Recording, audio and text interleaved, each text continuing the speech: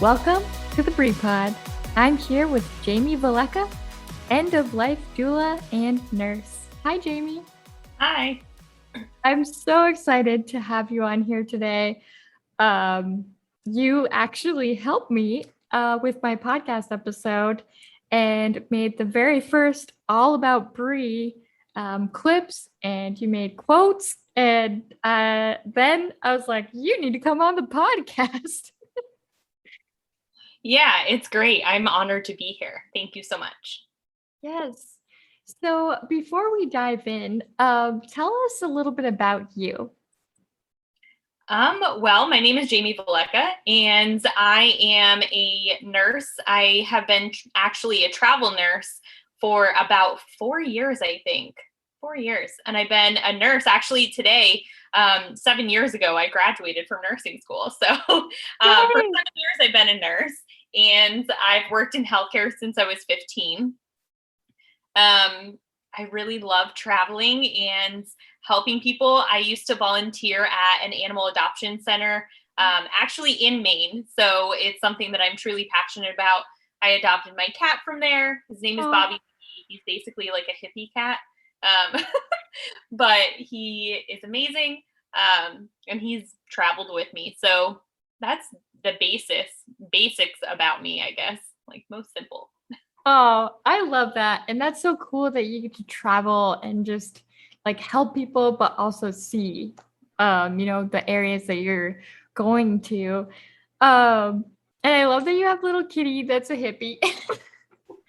So I wanted to know, we were going to talk about how you are an end of life doula.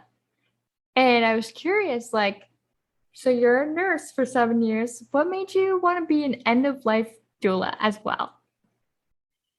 So it's actually something that I've like all through nursing, like you deal with people dying like all the time, right? So it started out like just something that like it was kind of a coincidence at one contract I was working at as a nurse. And I just like literally everybody was on hospice. And it was like those were all of my patients that I was taking care of. And it sounds a little like odd, but I was just like, I really like those were the types of people that I enjoyed taking care of. And I enjoyed making them comfortable, bringing them peace and comfort, and then providing that emotional support for the family members afterwards. Like I remember this one family member, I for some reason like I had spare time, which is very rare to come by in nursing, and I ended up like helping her pack up her mother's room. I literally like escorted her out of the building, carried everything with her. We had like an hour-long conversation.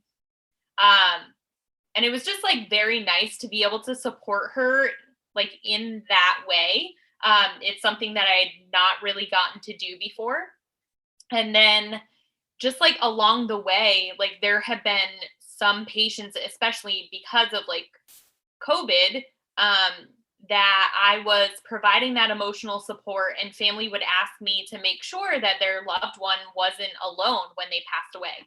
So it was one of those things where like I would be in and out of the room in between what I was doing, and some of the people that I loved the most and loved taking care of, it was like an honor for me to be able to be there during their last moments. So that like along with like my other like spiritual aspects of the things that I love and being able to do those things, like Reiki and using like my intuitive abilities and stuff like that, it's all been like just like adding on to and like adding more and more layers as to why I wanted to do it.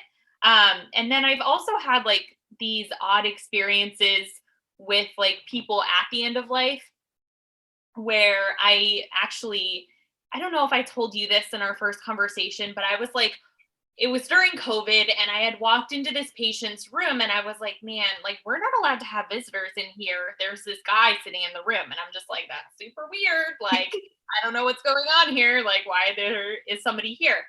So, moral of this story, it was like this guy sitting at the bedside of this woman. And I was like talking to the family later, and they were like, yeah, that was her husband, and he had died several years ago. So it's like I'm able to use like those moments and those abilities. And it was like in that moment, I knew exactly what to say to her. And I knew to just tell her that it was safe and she was safe, right, in this moment, but then that her husband was waiting for her. So it was just like this beautiful thing that transpired. And um, after that, I ended up going to a retreat, and I had not shared like experiences like that one with people because I was afraid people would judge me. So Yeah. I ended up working with a business coach. I ended up working with Ashley, who you know, and I ended up going to this retreat. And at the retreat, I was actually paired with one of my now friends who had like an end of life experience. And we were able to actually like talk about our gifts together. And it was just so empowering and so amazing that we were able to be connected. But then that was the first time that I was able to share some of the things that I have experienced without judgment at all. So when I left the retreat, I was actually traveling the East Coast for about a month. I left the retreat, was looking up end of life doula programs to get certified, even though that's not something that you need. And I ended up signing up, I think, for a program within a week or two with I believe her name is Deanna Cochran. I think I'm pronouncing her name right. And she was actually an RN and a hospice nurse. So it felt very, very aligned for me. And that's kind of just like how I got started, but it's been like a long time coming. So yeah. Wow.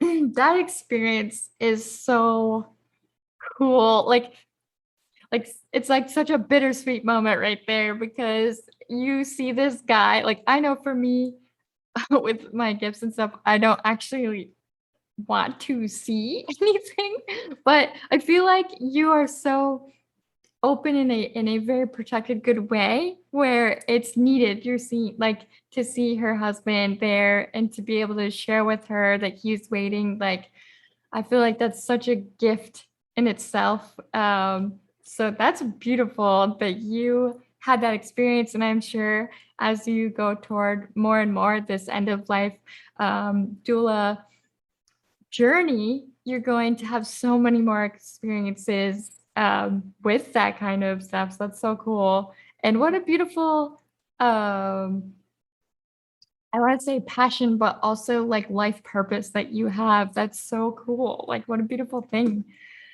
Yeah. So for the longest time, I was in denial because people told me that this is what I should be doing because they're like, you're so good at it. Like, literally, like, why wouldn't you do something like that? And I'm just like, yeah, no. I'm like, definitely not. And the other thing, I had never heard of an end of life doula before. I Yeah. had never heard of it. I honestly think I've heard of it once, but then when you and I talked, I was like, okay, I get it. Like I get it now. Like I just didn't know there was a term for it. I knew that people are there and help and can do that end of life thing, but I just didn't know the name or anything. So that's what a cool thing and funny that you were in denial. Yeah, it's been a long time coming. Um, so I have a few questions for you. One would be why would a family member want to have a doula on their team? So the thing with like an end of life doula, and I think the best and easiest way to explain it is that so say someone is diagnosed with a terminal illness, and then they are going to be put either on palliative care or hospice, and they're two different things. Um, but they're both through your insurance company. And a lot of times, insurance companies, like with hospice, they have to meet certain requirements. So, like to qualify for hospice, you have to meet certain requirements. Um, and I talk about this in one of my posts that I did recently, or it's like a post for tomorrow. And it basically explains like what some of the requirements are. And one of them is that their diagnosis, they need to have 6 months left to live or less. So, and then they have to have like consistent weight loss, and like they have to meet like this certain set of criteria to be on hospice. And then the other thing is that some people don't want to be on hospice. They like they just don't want to. So they just want to be comfortable and they want to die peacefully. So those are like the two things. So if someone is on hospice, that's great. Like in the nursing home, they have like the nursing staff there, and then they have like a nursing assistant that comes in and gives them like showers like 2 or 3 times a week, like whatever it is. And then they have the nurse that comes in and does like an evaluation on them like once or twice a week. But it's for a very, very short period of time. And then say that person were to go home, and like your insurance company covers like so much of someone being there, but it's not like all the time. So it's for a certain period of time during the daytime hours or whatever it is, like daytime, nighttime.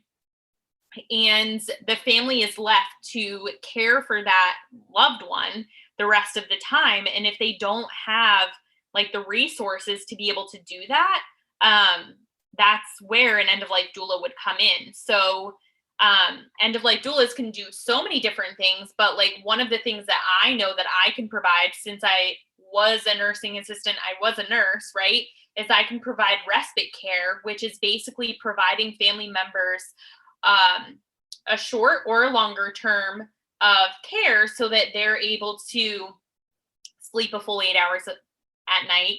They're able to maybe work their job if their family member ends up on hospice or needing care for an extended period of time, but they do have a terminal diagnosis. Or it's simply like they just need a break because they're feeling burnout. So even like a day once a week where an end of life doula comes in for 3 hours and provides like companionship, maybe care. They might do Reiki, massage, aromatherapy, like whatever it is that that person needs or that family needs, they're able to do that in that period of time. And it's something that isn't for your insurance company. So, like, it's a little bit complicated sometimes, but there are certain times that it's needed. Like, it's really needed because you need that extra support and you need like all the things that you can so that you're not as stressed out.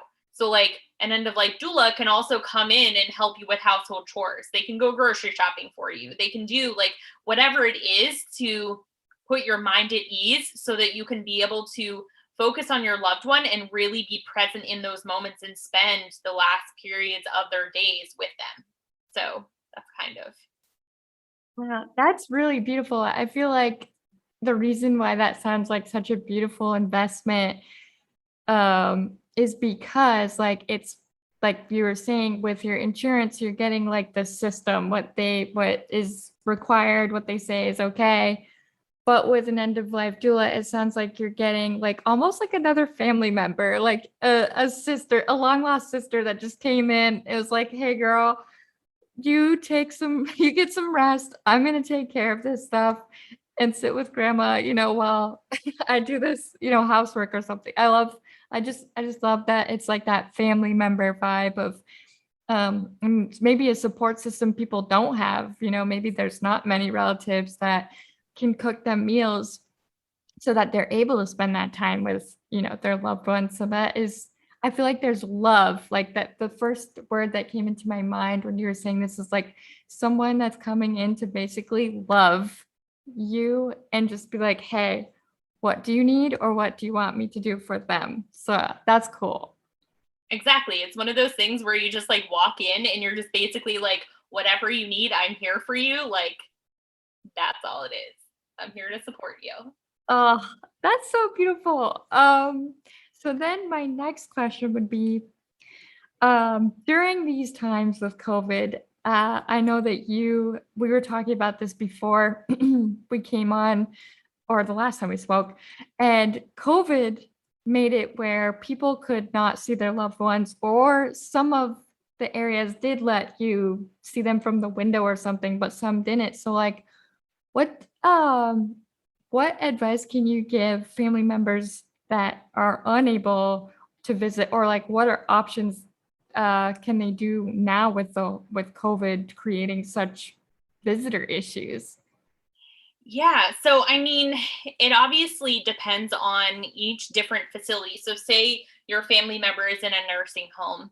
It obviously depends on the rules of the nursing home and the CDC and like all of these different rules. But general rule of thumb, if you want to see your family member, a lot of facilities are doing like online visitation. So like you can set up like a Zoom call or like a phone call. So like if you have like a loved one and say they have a cell phone, there are a lot of like applications that come on the cell phone already that you can do a video call with them. And a lot of times, like if your family member isn't able to hold the phone or something like that, what facilities are doing is they're scheduling meetings. So you just call into the front desk, ask them to schedule a meeting, just be like, hey, I'd really love to see so and so. And just like tell them like why you can't come in, or like if it's a rule that you can't come in, like they'll understand. And you just ask them if somebody can be there, so that you can get a chance to talk to your family member, and have like a virtual visit type thing, I guess. Yeah, it's funny, and not like a haha funny, but it's just interesting how there are these options that I think we sometimes forget are at the tips of at our fingertips. Sorry. Mhm. You know what I mean? So like, thank you for bringing that up, because that is such a beautiful thing about technology these days, is that you're able to still find a way to connect. And even if it sounds great that they're doing the program of having a meeting, even if they're unable to hold the phone, especially those who suffer with like Alzheimer's, or are unable to really like be necessarily involved. So that's super, I think, beneficial that you shared that. For those that maybe don't know that because COVID kind of, I feel like it shifted so much for everyone that we all were kind of like on the cuff rules of like, okay, we're gonna do this. Okay, there's this. Um, but my other question for you is for relatives or family members that just found out that their loved one has come down with a terminal illness. What are some advice pieces or tips that you could give to them? Um, so basically, it's going to depend on the person because each person responds to being diagnosed to a terminal illness, or with a terminal illness, rather. They respond to things differently. So some people are going to want to not talk about it at all. Some people will want to talk about it, and sometimes it makes people uncomfortable. Um, so I guess like it doesn't matter like how they're responding to it. Um, it's just being open to being there for them in that time and just being supportive of whatever decisions they make.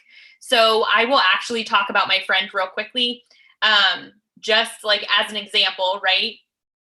So I've had a friend and probably a couple of family members that they were diagnosed with like a terminal illness, and instead of like being there for them, and this is like one of the things that I struggled with when I wanted to share about me becoming an end of life doula, was like I didn't know what to say, so I didn't say anything at all, and but I also wasn't there for them.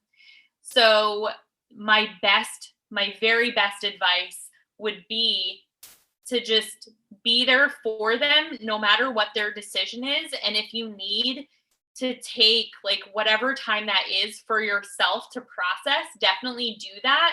But then go back, like even if it's like a week or several days, like a month later, whatever it is, right?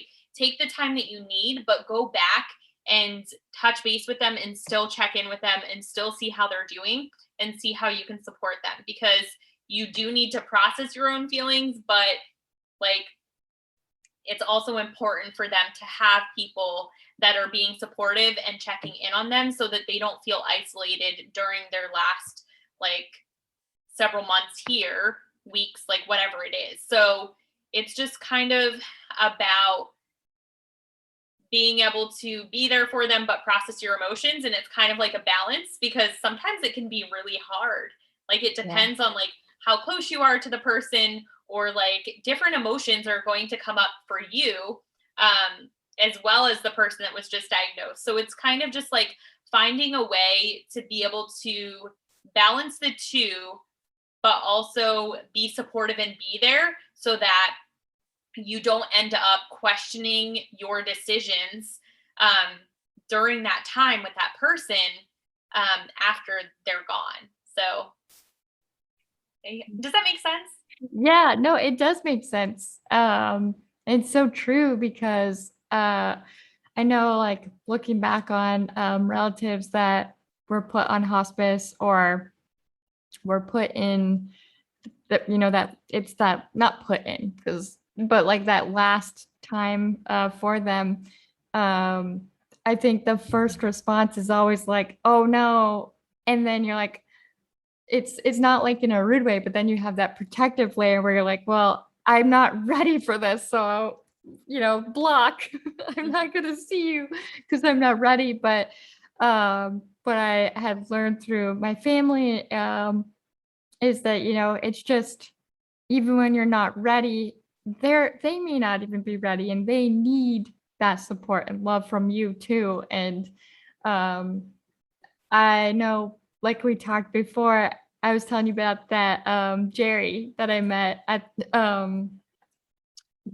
it was one of the nursing homes, and we did this for work, and I went in and I met Jerry, and he's just so sweet. He's just talked to me about, life, and it's not that he was toward his end of life, but he had talked about how he had been in the nursing home for a few years and that he had a twin brother who was actually in another nursing home.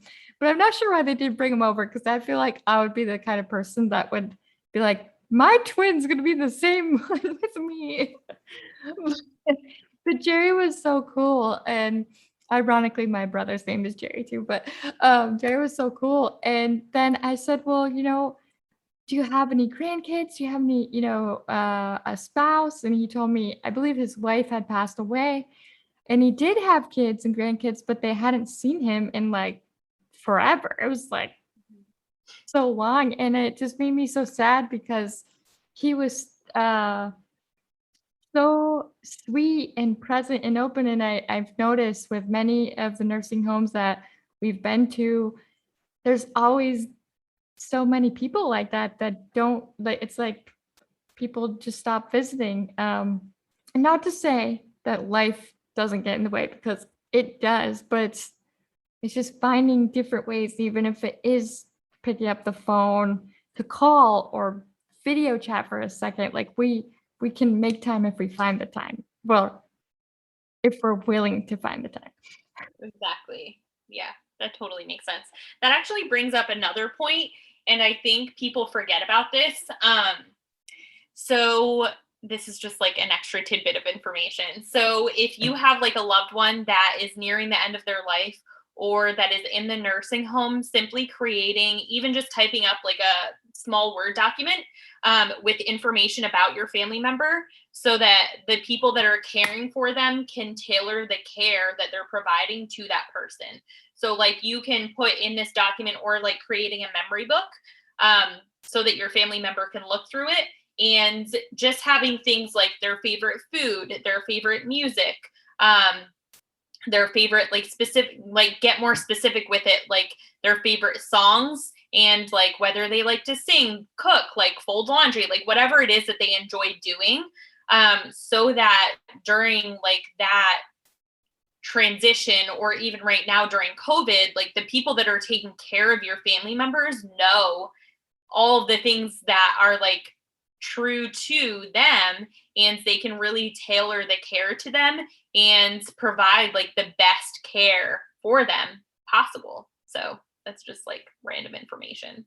No, that's so helpful because I feel like we have moments where we forget that there's just so many options and ways to help with not even just transition of end of life, but transition with things like COVID and not being able to see people at all. So like a memory book, whenever they're, wanting to have that like memory lane they can go in. And especially with Alzheimer's, because I have actually a couple relatives that have/had Alzheimer's, and like there are things that they don't remember in the necessary present, but then they'll remember things like from their childhood. And so I feel like a memory book of just seeing that. And sometimes I know that with the way that Alzheimer's works, it's like they'll have moments where they come into memories. So it's like that is those different items or things that you're talking about sound so important, especially for these times when you don't know if you can go in or can't go in, or if maybe they are having that memory spurt when you're not with them. So I think that's very helpful. Perfect. So I wanted to have you share, where can our guests or listeners, guests, guests and listeners find you on social media? So my Instagram probably would be the number one way to find me for like my end of life doula stuff. So it's just at Jayme Velleca. And should I spell my name? Will people know? I can add a clickable link in this bio for you. Awesome. That's perfect. The other thing is you can go to my website. It's called endoflifetransitions.com. And there you can actually check out all of my services, but then also have blog posts that are coming in the future. So it will talk about what an end of life doula is. I'll be sharing more tips on like caregiver burnout and like ways that you can take care of your loved ones during this time, but like I'll just be providing a lot of tools and stuff there. So definitely endoflifetransitions.com and check out my blog. So yes, thank you for sharing that. I think that that's going to be so beneficial, especially like you just said, you talk about care, burnout. That is a thing that's so true. So I love that you not only help the family members, but also that those family members that are actually the caregivers to their relatives, or even caregivers that are listening, that may be a nurse that's just like, oh man, I have a burnout with it, like it's a lot, but it's a beautiful. I commend everybody and that does this, because it's can be a lot, but so beautiful too. Like, so hopefully I make sense there. it really is. It's beautiful. I love it. Oh, well, we talked about how usually at this time I share the affirmations, but because you are a spiritual light worker, I would love for you to share an affirmation for our listeners today. Yeah. So probably my most favorite affirmation is, what did I say it was? Life. Good things happen to me when I'm having fun. So basically living in joy. Just have Love that. it. It's perfect. So thank you so much for joining me today. I think it was so like beautiful, and I commend you. Thank you again, Jayme. Yes. Thank you for having me. I appreciate it. So with that, as you all know, I like to end with a beautiful of affirmations of: you are worthy, you are loved, you are cherished, and I am proud of you. Until next time on the Brie Pod. Bye.